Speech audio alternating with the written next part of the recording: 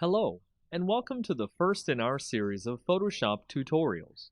We'll be starting today by showing you how to create a new document in Photoshop. To get started, open your Photoshop program. From there, you can easily begin creating a new document by using the drop-down window under File. Click on File to see the drop-down window. After that, the first command you see in the drop-down window is New. Click on New to start creating a new document in Photoshop. Once the new document window opens up, specify what name you want to give the document, and change the settings as you see fit. You can change the width, height, resolution, color mode, and more. These will change the size of the document and what you'll have to work with. Once you've done that, you'll be ready to start creating your new Photoshop image. Now you can start putting to digital paper anything in your imagination. Hello, and welcome to the second in our tutorials in Photoshop. This time, we'll start by showing off some of the most common Photoshop selection tools. First, make sure you have your Photoshop open and a document ready. As you can see, we've got our document ready and can now select anything on the image. Selection tools help you pick and choose what you want out of the image you're currently editing. We'll start by using the rectangular selection tool you'll see here. By selecting the rectangular selection tool, you can click and drag a selection of any size you want on your image. This will allow you to select exactly what you want from the image, albeit in a rectangle or a square. This is the most common form of selection in an image. From there, we can switch the selection tool by going over to the rectangle selection tool, right-click on it, and see a drop-down box of other selection tools. We'll switch to the elliptical marquee tool, which allows us to select things on the image not in a rectangular pattern, but in an oval or circle pattern. Once you've selected something with these tools, you might be ready for a little more advanced selection tool, which will allow you to select things in a creative way, the lasso tool. The lasso tool is more interesting than the previous tools because it allows you to select things in a more controlled manner.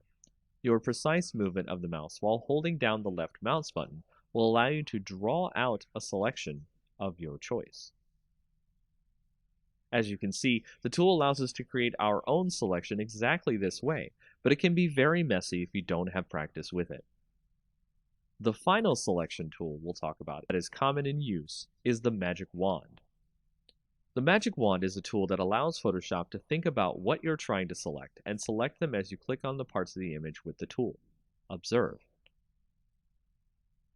As you can see, the magic wand has allowed us to select only part of this image, not all of it. It would take many more clicks to get this image the way we wanted, so it may be time-consuming. And that's it for the common selection tools and their uses. Welcome to the third tutorial in our Photoshop series. Before we move on to other topics, let's talk about some of the file types and modes that you will be using to save various files that Photoshop can do. Photoshop can save many different file types, and each one can have a different use in other projects. The default file type that Photoshop wants to use is a PSD file. If you see here, I have saved my previous file that I had opened into a PSD file after we have selected parts of it.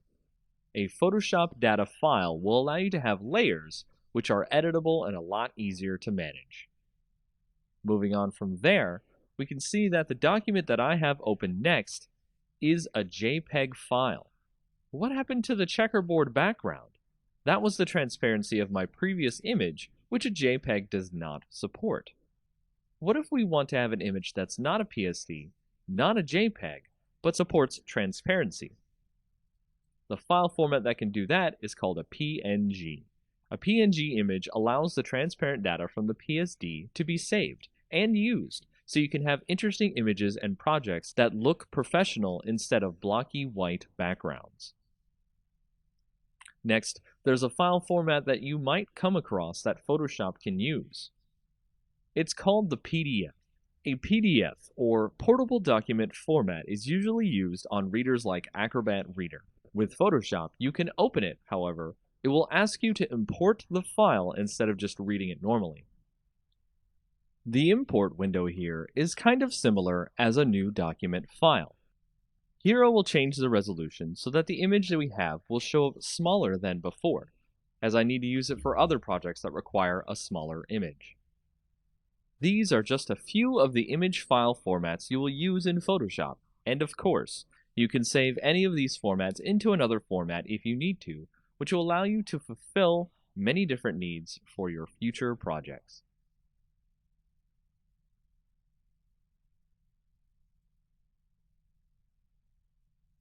Hello, and welcome to the fourth tutorial in our Photoshop series. In this tutorial, we'll talk about how to crop and resize images, as well as explain what resolution is and how you can get it to work for you. Let's get started! With a Photoshop document open, you can see that I have the image ready to be manipulated. What we'll do today is show off how to crop parts of the image if you need some bits of it for your projects. To crop, click on the crop image icon on the left here. This is actually one of two ways we can crop the image as well, and I'll show the second in a moment. After you click it, like before, drag a selection out of what you want to crop the image to. Cropping the image means you select those parts of the image and only those parts. When you're ready, right-click and select Crop. The second way we can crop the image is to go back, select an area with the Selection tool, and click Crop from the Image drop-down menu. Next, we'll go over how to resize an image. Resizing is a great way to get an image into a smaller or larger specified size for a client on a job or a project you're working on. First, have your image ready, then click the Image drop-down menu. Click Image Size. From there, you can see we have a menu similar to our initial new document window, where you can change the size of the image. If the little link icon is there, this means that the image will keep its ratio as you change the size. Change the size to whatever you wish, and it will do it for you after you press OK.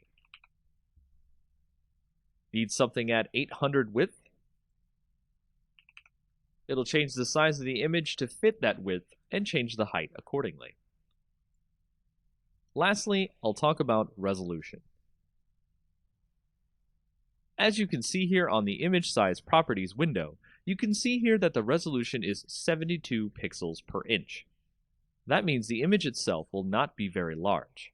If we change it to something like 300 pixels per inch, the image will be very large, and this is a good way to get your image to scale up quickly for banners, or scale it down so that you can fit it inside a smaller file size. Welcome to the fifth in our tutorial series on Photoshop. Here we'll be talking about how to work with layers on our Photoshop document. What are layers? Simply put, layers are the way how we can organize our image easily and smartly. Our Photoshop document open, we can see that we already have one layer of the document already in place. Over here on the right is our layer setup, and you can see how many layers we have. 1. The hierarchy of layers, meaning how they are stacked in a certain way, and if they're grouped, which they are not. So, to create a new layer, all you have to do is click the button at the bottom of the layer window that looks like a new page being turned, or hit Shift-Control-N at the same time. You can also click the layer drop-down in the top and select New Layer from there. I personally like the Layer button as it's easy to click and go. After this, you can see that we've added a second layer that is blank to our layer list. The new layer has now become the top layer, which is what will display over the image we have already. In this way, you can draw or stack images so you get exactly what you want out of the document. So, for example, you can see that I can drag the layers and reorder them any way I want. Top, bottom, stack them how you like to make the image you want. It's that simple. To group layers, you can click on the little folder icon down at the bottom next to the new layer icon, and it will create a folder. You can name the folder and drag any layers you want inside the folder. Doing this will allow you to do many interesting things, including apply effects to the entire group and more. And that's all you need to know about the basics of layers, a simple system to make image creation and manipulation easy. Well, hello there. It's the 6th tutorial on how to use Photoshop, and the topic this time is layer blending modes. After our last tutorial where we showed you how layers work, it's time to show you what you can do to your layers. We've already got our handy Photoshop document open, and it's easy to see the layers we've got set up from the previous tutorial. What we're going to do now is show off how you can create neat effects on the layers so you can create stunning documents. What we call effects on layers is called layer blending. Layer blending is a way we can add effects that will create a stronger image, change how the image looks, and more. Right-click a layer over here and click on Blending Options. Once you do this, you can see a wealth of options here to add effects to your layer. One option that is quite popular, especially with text, is the stroke option. The stroke option allows you to create an extra highlight of color around the object in your layer. Doing this can create a nice border effect to make objects stand out. The next option that can have a great effect on your image, and one you will get used to quickly, is drop shadow. Drop shadow makes your object look like it's floating above whatever you have it over in your layer order. You can adjust the direction of the shadow, the opacity, and much more. My last option that I'll go over is the color overlay, an option to completely black out or color out an image to create silhouettes, remove features, and more. The color overlay can allow you to create some interesting backdrops for your future images. There are more options in the layer blending menu, and I encourage you to check them out and see what works best with your images. Welcome to our 7th tutorial in Photoshop. This time we'll focus on the text tool, one of the most used and favorite tool by topographers all over the world. Start by clicking on the T icon on the left. As you can see, I pretty much can type anything I want in my text font picked from the side here.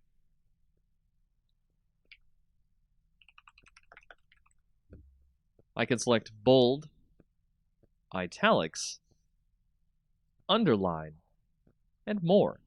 Things like all caps, small caps, stuff like that. Of course, make sure your text is showing up in the correct color that you need for your image. Here, I've selected to make sure that it stands out from the image. Also, as you learned from before, text occupies its own layer, and if you need to select the text quickly, you can hold Control and click on the T icon on the layer as well to select all the text that you've written out. From there, you can change some other settings on other pages of the text panel, including paragraph settings, layout, and more. One last thing, you can click and drag a selection area of where text will go exclusively into.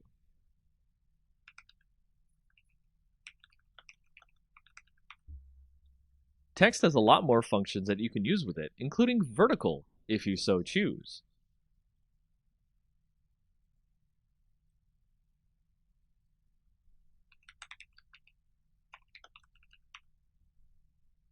So have fun! The 8th in our tutorial series in Photoshop, let's go over how to create a great glowing text effect and build on our previous tutorial of the text tool. Here we have our text. To create a great look for our text and have it stand out on our image, let's go into the layer blending modes. You might remember these modes from a previous tutorial. Right-click the text layer and select Blending Options. To create a great glowing effect, let's start by giving the text a great outer glow by starting with Outer Glow.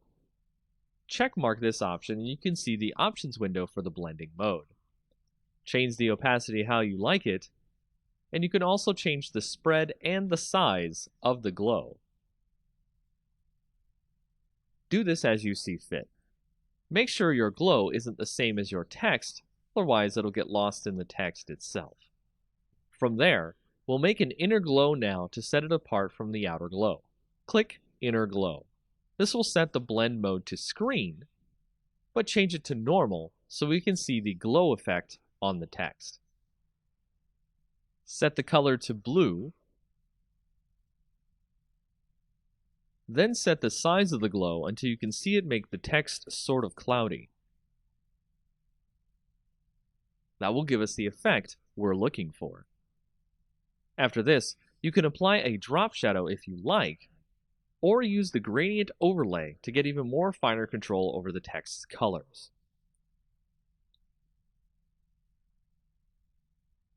Doing this will make your text stand out more than usual, and of course, tweak it how you like it or how any client or product needs. Have fun! Here's a more advanced tutorial in our ninth in the series on Photoshop.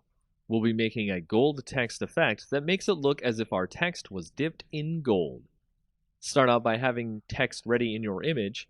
Here we have our text from the last tutorial with all the layer blending options removed to start fresh. To start creating this effect, let's start by opening the layer options once more. The first thing we want to do is make the text look like it's carved out. Use bevel and emboss here for that. As you can see, our text now looks like it has a curve to it or a 3D look. Let's change that look by clicking on Gloss Contours drop-down menu and click the ring contour. If you're unsure of which is which, just hover over each contour for a few seconds to get the name of the contour. After this, make sure the effect is set to chisel hard, so that way it looks like it was really made out of some sort of marble or stone. As we're going for the gold effect, we're going to add a gradient overlay to the whole image so we can get the gold coloring right.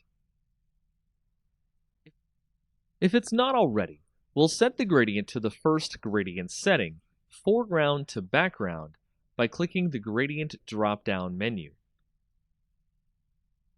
Then, click the gradient itself to open the color picking menu. We'll set the colors here by double-clicking the color spots here on the bottom of each gradient to something yellow and brown so that it looks gold.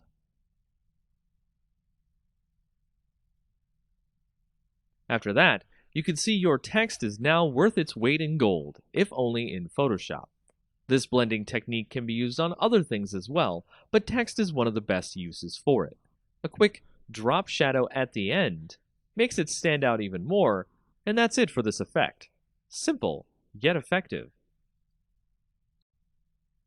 Welcome to the first in our tutorials on working with GIMP, the new image manipulation program. This program is a free program that allows you to do similar things to Photoshop, as well as other image editors. Opening the program, we can see that GIMP usually opens with a multi-window mode, the main image window, the toolbox, and the layers box. Similar to Photoshop, GIMP can also work with layers. In case you accidentally close any windows, you can click Window, Recently Closed Docs, and reopen them.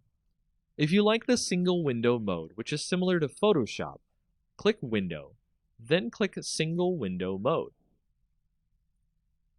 Many of the different windows and dialog menus that you'll use will come from the Windows drop-down at the top. For example, if we need to use layers often, which will very much be the case, we go to Windows drop-down, Dockable Dialogs, and we can see the entire list of tools we can use for our setup. Making sure our layers window is open to the right, we can add many other options to our creation suite, such as histogram, gradients, colors, and more. Options like these are similar to Photoshop, so you can have a basic translation of knowledge between the programs here. Once you have your setup the way you want it, we can continue on to the next tutorial.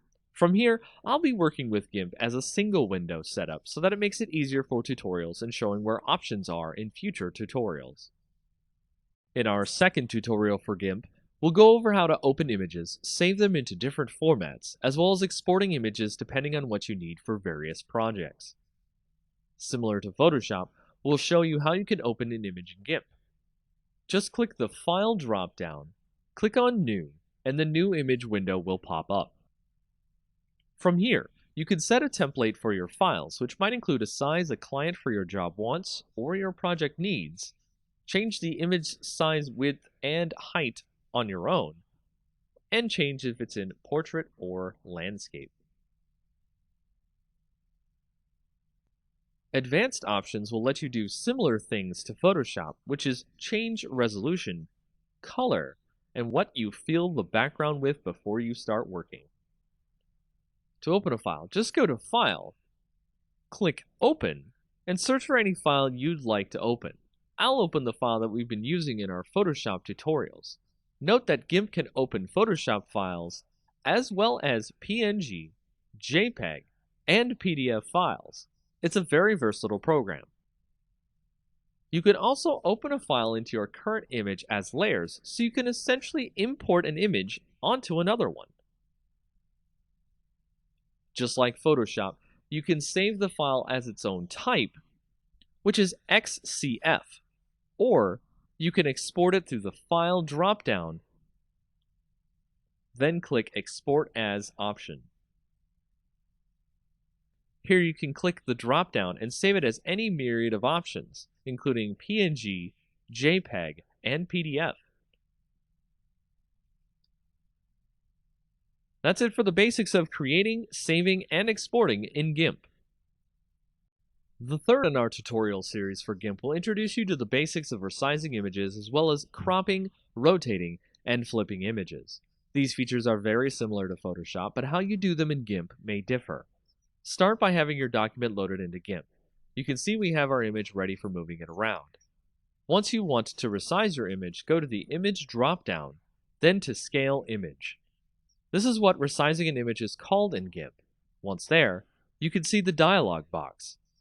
The dialog box here for Scale Image lets you choose the width, height, and resolution of the image as you see fit. You can also change the quality of the image here as well. The Scale tool on the left here can also allow you to resize the image like a selection tool would in Photoshop. Just click the image and resize accordingly.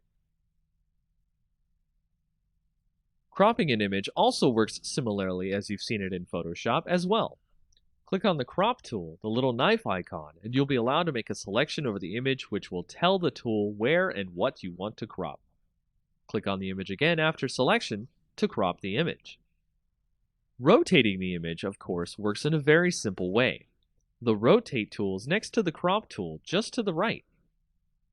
Once you click on it, you can see the tool options below the tool, where you can do it by layer, or a selection similar to crop, or a much more advanced way through a path. We'll just use the layer Rotate. Click on the layer you want to rotate in the image, and you can use a slider to rotate left, or right, or set the angle yourself. To flip an image, click on the tool that looks like a book opening here on the toolbar. Set the preferred way to flip the image, horizontal or vertical on the tool options, and just click on the image. Easy. With this, you can move and rotate, flip and resize the image just the way you want to. Welcome to the fourth tutorial in our series about GIMP. In this tutorial, I'll talk about how layers work in GIMP, as well as how to move layers, resize them, and merge them. As you can see, I have my image ready in GIMP, so get ready to work with the layers in it. Over to the right, you can see the layers list. The icon at the top of the box here shows layers as stacks of paper to help you visualize what you're doing. If I want to quickly move one layer on top of another, you can just drag the layers in order to reorder them. Layers, like Photoshop, are the best way to organize your data and create complex and interesting images from past parts of your project and make it visually stand out. To create a new layer, all we have to do is click on the New Page icon at the bottom of the Layers window on the right. Doing so will bring up a dialog box that will ask us what to call the layer, what size of the layer we want, which will default to the size of the image, and what to fill the layer with. To resize any layer, just right-click on the layer, then click on Scale Layer. Doing so will open another dialog box that will allow you to change the size of the layer's width and height. You can also use the Scale tool from the previous tutorial. Merging layers is also pretty easy as well. Just order the layers you want to merge, with the topmost layer being the one you want to merge with the layer below. Right-click the layer, and then click Merge Down. It will add the layer you right-clicked onto the layer beneath it, becoming one layer. After that, you should now know how to merge, move, and resize layers as you see fit. Easy. In this fifth tutorial, I'll talk about how to use the selection tools in GIMP. Selection tools are the best way to get the parts of the image you need for cropping, cutting, and more. Once again, we have our image ready in GIMP, so we can use a myriad of selection tools on it. There are at least 7 selection tools in GIMP. We'll go over each one in basic detail. Each one has tool options, the panel below the tool on the left that you can tweak the settings for. First is your usual rectangular selection. Just like our Photoshop tutorial, just click and drag what you want to select here. Similarly, the oval selection tool next to it can be used to select things in a circular or oval pattern. Next, we have the free select or lasso tool, where you can draw your own selection around an object so you can freehand trace a selection you need to. After that, we have the fuzzy select tool, which, much like the magic wand in Photoshop, will select a region based on the colors around it. This one can take longer than usual to select something. You can tweak the settings in the Tool Options box to change the threshold that the wand will select what you want from the image. Threshold means it will select more or less things based on the higher or lower the threshold. Then we have the Select by Color tool, which will select things on the image based on the color you have in the foreground color box, which is seen below the tool window. Then you have the Scissors Select tool, which will attempt to select things based on detecting edges on the image. As you start clicking around the edge of the thing that you want to select, it will guess where it thinks the edges of the image are. And you can guide the points of the selection so that the program can figure out where the edges of the thing you're selecting is. This is by far one of the most intelligent tools you can use in GIMP. Lastly, we have the Foreground Select tool, which will start with a lasso around the thing you want to select. Once you've selected part of the image, it will create a blue mask over the image. Then you'll be able to mark what you want the selection to pick up out of the image. It'll be the best tool to select things that are in the foreground as opposed to the background. It's really great for photos. That's most of the selection tools covered in GIMP. Now you can grab exactly what you need out of the images you're using. In our 6th tutorial on GIMP, let's start using the paint tools and learn the tool options the paint tools use. There's a lot to go over here, so I'll be breaking this up into 2 parts. The first of the paint tools tutorial begins here. With our image open, let's start creating something by using some paint tools. First, we'll use the paint brush.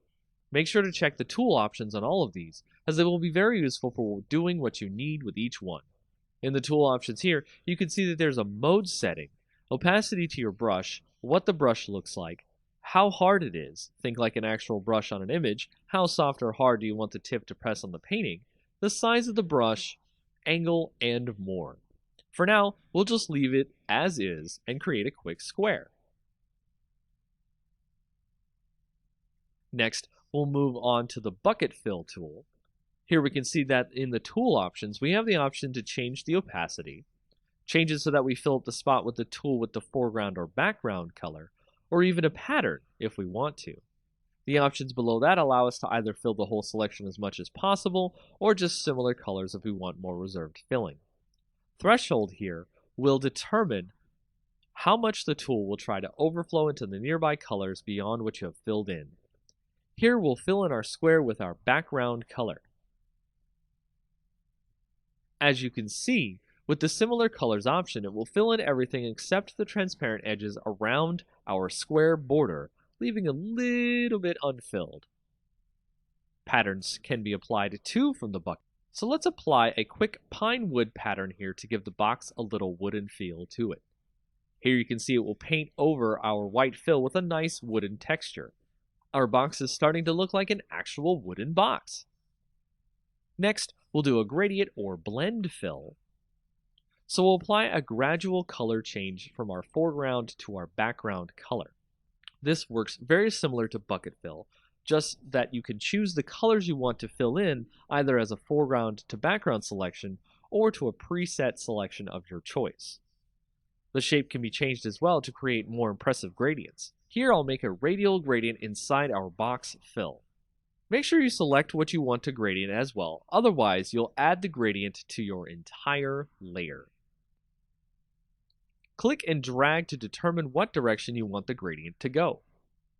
The ink tool is similar to the paintbrush, but it creates an ink-like pool of color that works similar to real ink. The longer you stay on a spot, more comes out, and the strokes ebb and flow, much like real ink. Change the options as you need in the Tool Options window. We'll draw a little smiley face on our box. The airbrush tool is very similar to an actual airbrush, where a constant flow comes out that allows you to quickly touch up or brush color onto the image in a way that can be modified. As you see in the tool options, one of the important settings is rate, and the other is flow. Tweaking these will change the way the airbrush comes out. Watch as I set the flow to about 20. And see what happens. Now, 30.